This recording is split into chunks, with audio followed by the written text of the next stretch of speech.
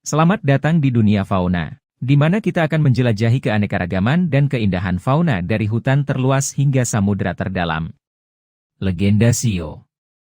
Menurut legenda tradisional Cina, kedua belas binatang dikumpulkan dalam satu hari untuk menentukan siapa yang menjadi pemimpin dalam siklus pertahunan. Siapapun yang dapat menyeberang sungai akan mendapat giliran pertama, dan sisanya akan mengikuti urutan sesuai dengan kedatangan mereka. Dalam penanggalan Cina, kita mengenal ada 12 shio yang diwakili dalam 12 binatang. Setiap shio memiliki pengaruh perwatakan yang berbeda. Kali ini yang dibahas bukanlah ramalan shio tersebut, tetapi mengapa hanya 12 binatang tersebut yang menjadi simbol shio? Ternyata terdapat legenda di dalamnya. Ini dia ceritanya. Kaisar Kumala, Giok, atau Kaisar Langit, mengadakan suatu kontes yang diadakan bertepatan dengan ulang tahun Kaisar Langit. Kontes yang diadakan adalah dalam bentuk lomba dengan pemenang ditentukan hanya 12 ekor. Pemenang akan mendapatkan tempat yang abadi sebagai nama-nama tahun Cina. Dan untuk bisa menang, mereka harus mampu melewati aliran arus sungai yang kuat dan mencapai titik tertentu di seberang sungai yang ada. Kita semua tahu mengenai kebencian antara kucing dan tikus, tapi tidak selamanya kedua hewan itu saling benci. Bahkan dulunya kedua hewan ini sangatlah akrab. Mereka memang akrab, tapi keduanya tidak pandai berenang. Walaupun tidak pandai berenang, mereka berdua sangat pintar. Mereka berpikir bagaimana caranya biar sampai ke seberang. Akhirnya mereka menyeberang dengan cara naik di atas punggung kerbau. Kerbau yang polos dan memang baik hati, mau menyeberangkan kedua hewan itu. Tapi karena ada godaan yang besar sekali, tikus mulai tergoda dan berusaha mencapai tujuan secepat mungkin, dan harus menang sendiri. Maka tikus mendorong temannya, kucing, jatuh ke air. Oleh karena itu, sampai sekarang kucing sangat marah dan tidak akan bisa memaafkan tikus, dan sampai sekarang pula, kucing benci dengan air.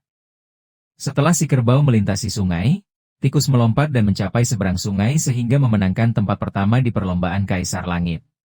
Setelah tikus yang memenangkan, tentunya kerbau yang kuat dan gagah datang dan memenangkan tempat kedua.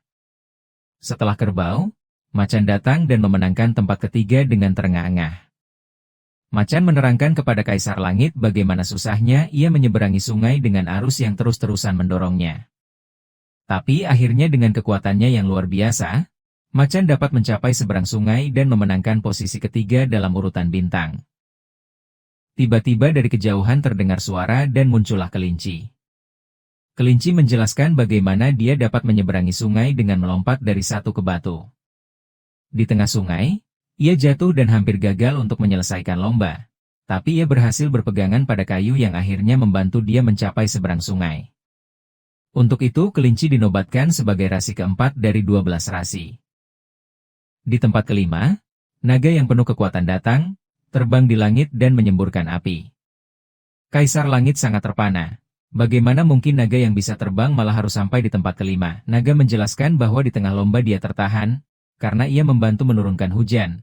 Sehingga tertahan, ketika mendekati akhir lomba, ia melihat seekor kelinci yang berpegangan pada kayu dan tanpa putus asa.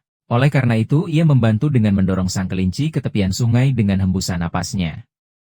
Kaisar Langit sangat puas, dan oleh sebab itu Kaisar Langit menambahkan naga sebagai hewan kelima dalam urutan shio.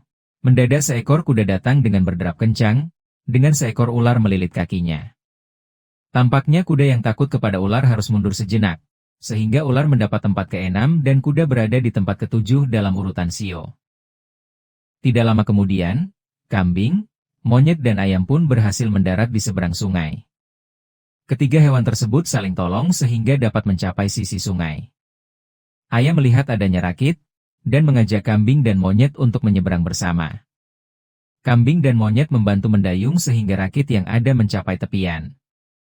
Karena usaha bersama mereka pula, akhirnya Kaisar Langit puas dan menambahkan kambing sebagai shio, rasi, ke-8, monyet ke-9, dan ayam sebagai yang ke-10.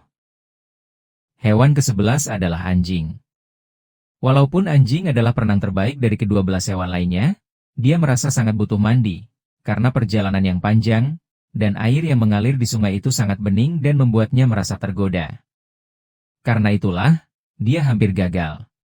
Ketika Kaisar Langit hampir memutuskan untuk tidak menunggu lebih lama lagi, terdengar dengking si babi. Babi disebut malas, karena di tengah-tengah lomba, Tiba-tiba ia merasa lapar dan berhenti untuk makan. Dan karena kenyang, ia tertidur pulas, dan akhirnya sangat hampir terlambat untuk bisa menyelesaikan lomba. Walaupun akhirnya ia mendapat tempat ke-12 dalam siklus Shio yang ada.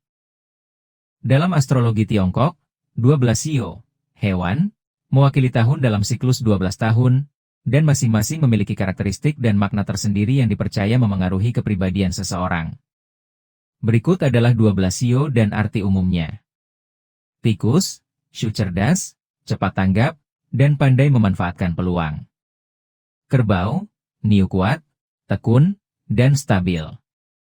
Macan, Hu pemberani, penuh semangat, dan suka tantangan. Kelinci, Tu tulus, ramah, dan menghindari konflik. Naga, Long kuat, beruntung, dan dihormati. Ular, Shi bijaksana, cerdas, dan misterius.